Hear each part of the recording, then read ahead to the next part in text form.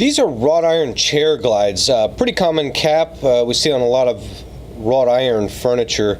It's for the ones that have the cups like these, and these will fit inside. Some of the different styles, we have the standard wrought iron chair glide, and then these are a deluxe, a little thicker version actually, and then it also makes it kind of look like a ball foot when the edge of the chair frame comes out to the edge of that cap.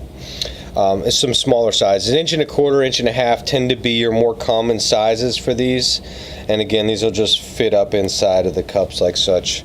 Also, we have the disc glide caps. Now, if this was a flat metal disc on the bottom of the chair, you would use these disc glide caps, and these would just simply snap over that flat metal washer that's at the end of the leg.